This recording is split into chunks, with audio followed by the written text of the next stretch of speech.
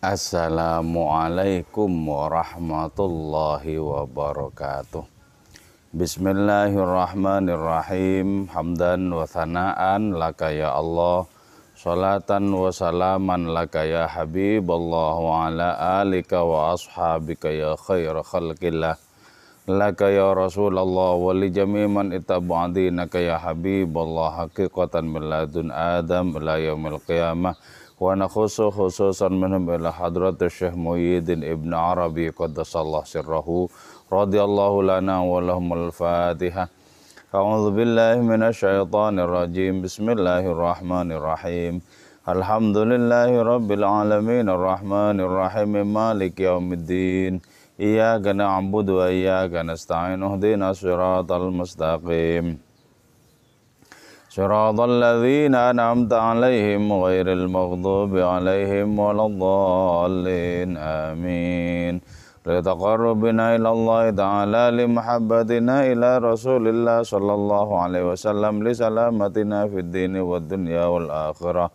Liqadai duyunina liqadai hajatina min hawaijid dunya wal akhirah. Litaysiri arzaqina halalan thayyiban mubarakan katsiran wasa'a. لصحة أجسادنا وقلوبنا لشأمراضنا ظاهرا وباطنا لدفع البلايا والمحن والفتن والأمراض الأسقام لمنافعنا لمصالحنا لأهل بيتنا وأولادنا وذرياتنا وجوارنا وأصدقائنا وجميع المسلمين والمسلمات والمؤمنين والمؤمنات الأحياء منهم والأموات ولعز الإسلام والمسلمين بجودك يا الله بشفاعة نبيك يا الله ببركة أوليائك يا الله وبأسرار الفاتحة. أعوذ بالله من الشيطان الرجيم. بسم الله الرحمن الرحيم. الحمد لله رب العالمين الرحمن الرحيم مالك يوم الدين. إياك نعبد وإياك نستعين. اهدنا الصراط المستقيم صراط الذين أنعمت عليهم غير المغضوب عليهم ولا الضالين. Amin. Alhamdulillah, saudara-saudara semua, rahmatullah alaikum ajmain. Kita berjumpa kembali dalam kajian kitab Hikam karya Syekh Muhyiddin Ibn Arabi qaddasallahu sirrahu. Qala al-musannifu rahimahullahu ta'ala wa nafa'ana bi'ulumihi wa amadana bi asrarihi wa afadha alaina min barakatihi wa bikum amin. Bismillahirrahmanirrahim. La yara lataifal arwahi illa man tasaffa min kathaifil ashbah. Makalah ini berkaitan bahwa antara Allah dengan segala sesuatu, antara segala sesuatu dengan Allah Subhanahu wa ta'ala itu ada pertalian yang menghubungkan. Ada pertalian yang menghubungkan. Jadi tidak ada satu titik debu pun yang tidak terhubung dengan Allah Ta'ala. Tidak ada satupun makhluk yang terkecil yang tidak terhubung dengan hadiratnya. Jadi segala sesuatu itu dipastikan memiliki tali penghubung yang sangat samar, yang sangat rahasia antara segala sesuatu itu dengan Allah Subhanahu wa Ta'ala. Nah, tali penghubung itu yang sesungguhnya dicari oleh para salik, dicari oleh orang yang menempuh jalan rohani. Jadi karena tali penghubung itu merupakan rahasia dari Rabbul Alamin, maka mendapatkan tali penghubung itu merupakan karunia rohani tersendiri, dan karunia rohani itu cukup tinggi nilainya. Tali penghubung itu. Nah, Allah Subhanahu wa ta'ala menyebut dirinya sebagai Rabbul Alamin itu diantaranya adalah karena Allah itu terhubung dengan segala sesuatu, dan melalui keterhubungan itu Allah kemudian memproses, menjaga, menumbuh kembangkan segala sesuatu itu untuk mencapai kesempurnaan. Untuk mencapai kesempurnaan dengan adanya tali penghubung itu. Jadi seandainya ada satu makhluk yang terkecil, yang terasing, dan itu tidak memiliki tali penghubung dengan hadiratnya, maka hadiratnya itu tidak jadi disebut sebagai Rabbul Alamin. Bagaimana mungkin akan disebut sebagai Rabbul Alamin sementara masih ada satu entitas yang tidak terhubung dengan hadiratnya? Nah, itu tidak mungkin. Tidak mungkin karena posisi Allah itu sebagai Rabbul Alamin, Tuhan semesta alam. Dikatakan semesta alam karena keseluruhan dari makhluk itu tercakup di dalam adanya tali hubung dengan Allah Subhanahu wa Ta'ala. Jadi kalau istilah Maulana Rumi, segala sesuatu itu memiliki tali penghubung dengan Allah. Tapi tali penghubung itu, oh paman, begitu sangat samarnya. Sehingga kebanyakan manusia hanya menyaksikan makhluk-makhluk teronggok di depan dirinya, di depan penglihatannya, tanpa menemukan adanya tali penghubung yang samar, yang rahasia itu dengan hadiratnya. Nah, kalau mata batin kita jernih, maka kita bisa menyaksikan pertalian antara Allah Ta'ala dengan segala sesuatu. Termasuk juga dengan debu-debu yang berterbangan di musim kemarau, dengan tetes-tetes hujan, dengan tetes-tetes embun di malam yang kelam, dengan gelombang di samudra raya. Dengan apapun Allah Ta'ala itu memiliki tali penghubung. Nah, yang rahasia secara kasat mata itu menjadi nyata di hadapan orang yang sudah bersih hatinya dari segala damba dan hasrat kepada segala sesuatu selain Allah Subhanahu wa Ta'ala.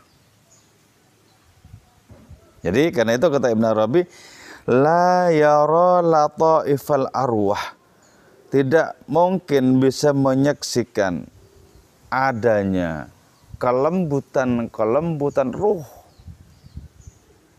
illa man tasofa min kathaifil asbah, kecuali orang yang sudah jernih, sudah bersih dari adanya pengaruh dimensi jisim yang tebal, yang kelam. Jadi ya, ada dimensi jisim, ada dimensi roh. Nah, orang yang masih terpengaruh oleh paradigma dimensi jisim, orang yang masih terpengaruh oleh tabiat jasmani, tidak mungkin orang itu menyaksikan kelembutan roh. Nah, roh di sini konotasinya tidak hanya menunjuk kepada roh yang ada di dalam diri manusia, tapi roh yang menunjuk kepada seluruh wujud, kepada seluruh partikel, bahwa segala sesuatu itu memiliki roh. Itulah sebabnya segala sesuatu itu kemudian menyandang ada. Andaikan segala sesuatu tidak memiliki roh, maka bagaimana mungkin menyandang ada, sedangkan segala sesuatu itu sesungguhnya menampung Allah Subhanahu wa Ta'ala. Jadi karena segala sesuatu itu merupakan pinjaman wujud dari hadiratnya, tidak mungkin hadiratnya itu absen dari segala sesuatu, tidak mungkin. Nah, tidak absennya Allah Ta'ala atau hadirnya Allah Ta'ala pada segala sesuatu, itu yang disebut sebagai roh. Dan berarti dengan demikian antara segala sesuatu dengan Allah Ta'ala itu ada tali yang menghubungkan.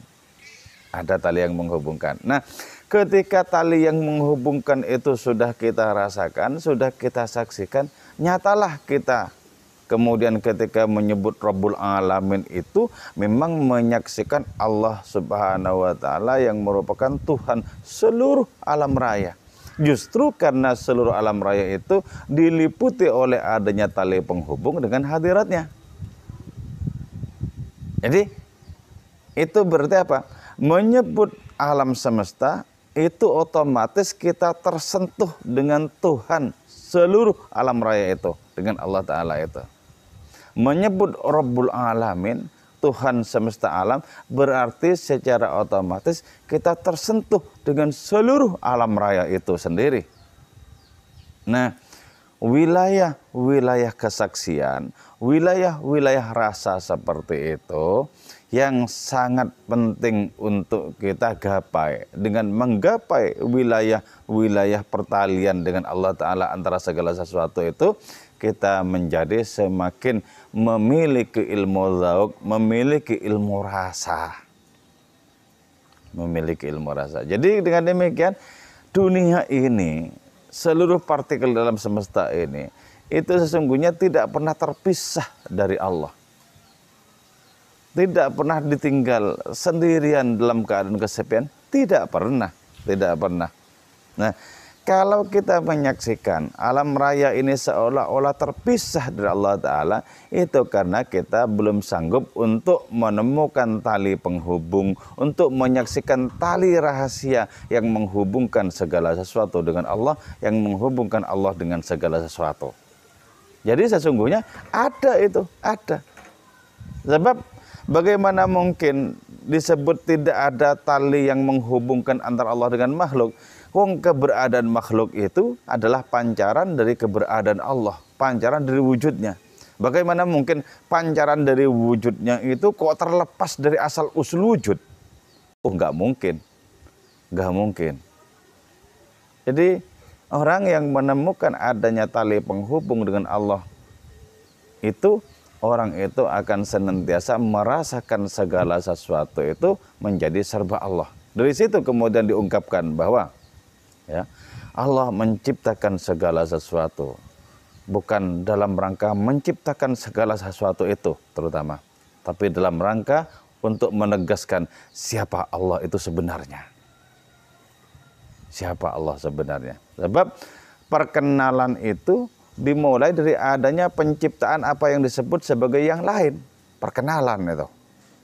Perkenalan. Itu pun dalam wilayah hakikat sesungguhnya adalah perkenalan antara diri Allah Ta'ala yang berupa tajalli dengan diri Allah Ta'ala yang merupakan sumber tajalli itu.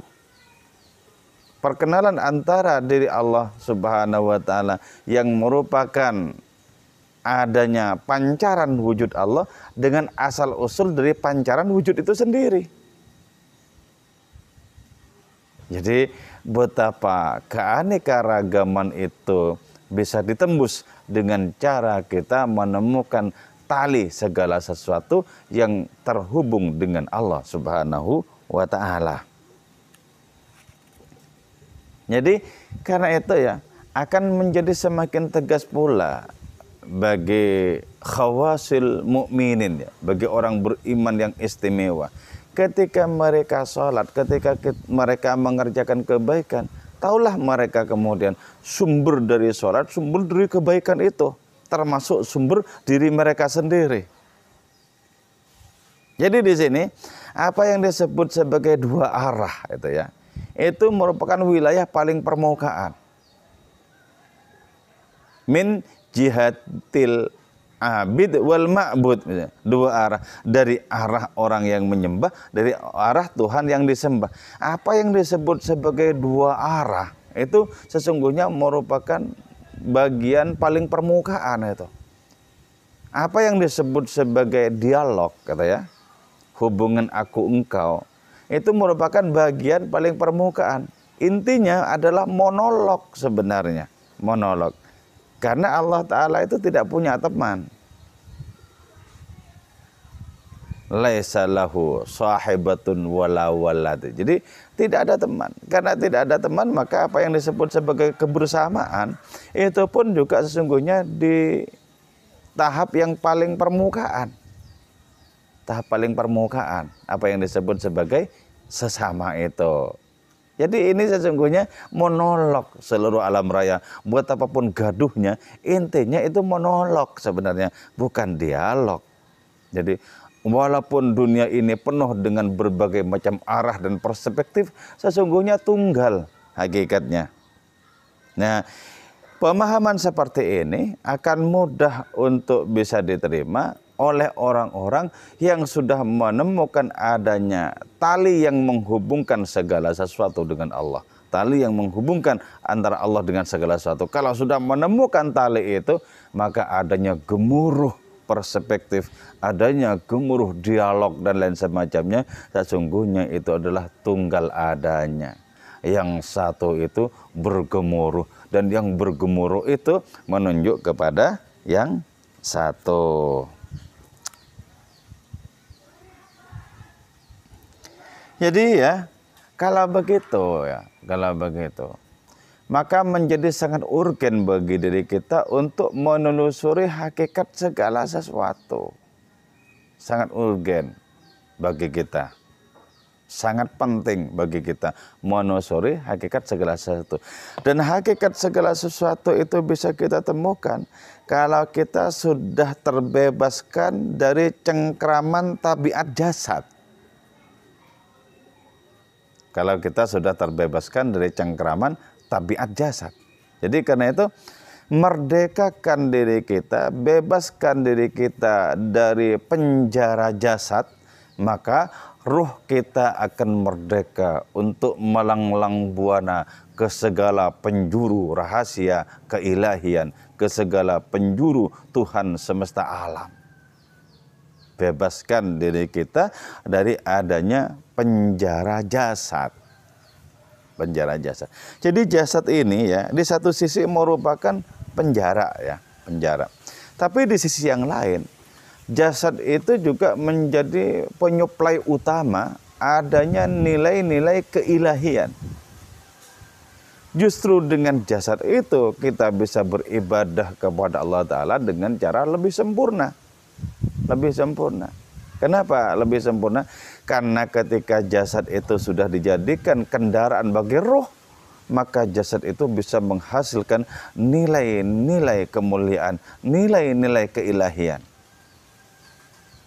Tapi ketika kita tidak berdaya, digempur oleh tabiat jasad, maka jadilah kita seperti binatang saja. Baik itu binatang ternak maupun itu binatang buas. Jadi karena itu jasad ini mesti kita siasati. Jasad ini mesti kita siasati agar bisa menjadi kendaraan roh. Sehingga ketika menjadi kendaraan roh, maka nilai yang diberikan oleh jasad itu adalah nilai rohani. Maka sangat mengagumkan bukan bahwa Kanjeng Rasul Muhammad SAW itu Isra dan Mi'raj dengan ruh dan jasadnya sekaligus. Nah, adanya jasad itu juga bisa menciptakan impresi, bisa melahirkan adanya kesan yang jauh lebih sempurna dibandingkan dengan hanya roh belaka. Dari jasad itu pula kemudian dimungkinkan muncul adanya degup-degup kerinduan, dimungkinkan munculnya bara dari api cinta dengan jasad itu. Jadi karena itu jasad itu seperti pisau bermata dua. Dia bisa menjadi jeruji penjara yang mengekang manusia, tapi bisa juga menjadi sarana pembebasan bagi manusia yang lain. Jadi karena itu kita sebagai burung rohani jangan terbelenggu oleh kurung jasad. Sebagai burung rohani yang bebas, bawa terbang sekalian kurung jasad itu untuk memasuki angkasa raya keilahian. Bawa terbang sekalian. Jadi karena itu kita tertarik kepada segala sesuatu di tingkat permukaan. Jangan berhenti di tingkat permukaan. susurilah agar kita bisa masuk kepada bagian dalamnya. Susurilah agar kita bisa mencapai hakikat segala sesuatu. Dan enggak tanggung-tanggung, kata Ibn Arabi. Hakikat segala sesuatu itu tak lain adalah Allah Subhanahu wa ta'ala. Hakikat segala sesuatu. Jadi kalau begitu ya, gemuruh keanekaragaman ini bisa diringkas. Bisa diringkas. Bisa kita padatkan. Bisa kita padatkan, bisa kita telusuri. Pada segala sesuatu tersimpan alamat hadiratnya. Karena pada segala sesuatu ada tali penghubung dengan hadiratnya itu.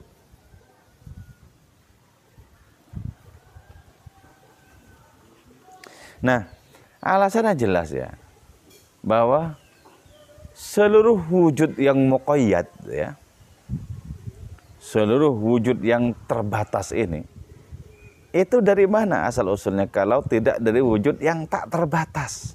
Jadi kita sebagai wujud yang terbatas bisa bermunajat kepada Tuhan semesta alam. Ya ilahi, wujud kami ini terbatas, terkungkung oleh ruang dan waktu. Tapi dari manakah ya ilahi, wujud kami yang terbatas ini kalau tidak berasal dari wujud-Mu yang tak terbatas?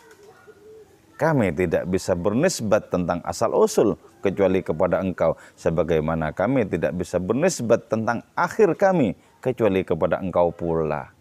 Engkau dari dulu sampai kini tetap senantiasa mengandungku dengan penuh kasih sayang.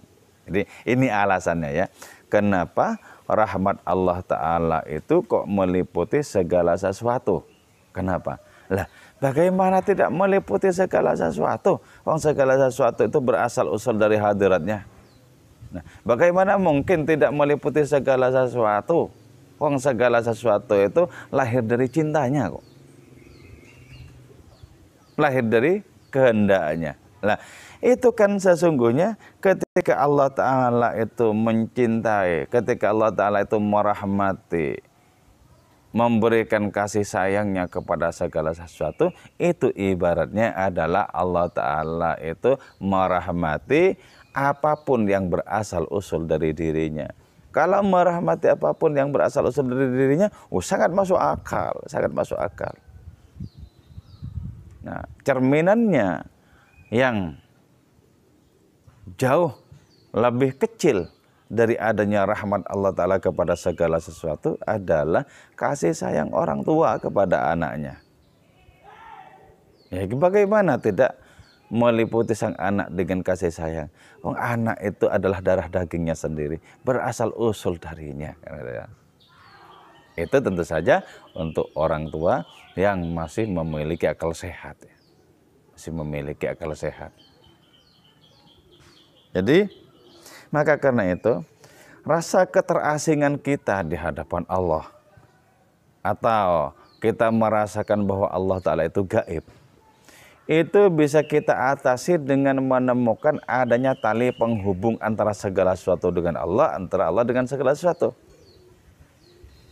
Biar tidak merasa terasing, biar kita itu merasa akrab dengan hadiratnya. Nah, untuk itu kita perlu menjernihkan batin kita, menghigieniskan jiwa kita, hati kita, sehingga kita bisa menyaksikan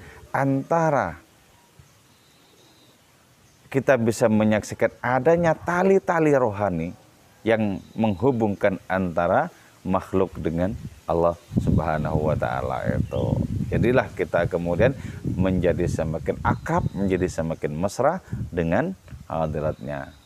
Oke ya. Moga-moga kajian kita yang singkat-singkat seperti ini memberikan dampak rohani kepada diri kita, bermanfaat secara rohani dalam diri kita, juga untuk keluarga kita. Amin, amin, amin ya mujibas sailin. Wal afa minkum. Wassalamualaikum warahmatullahi wabarakatuh.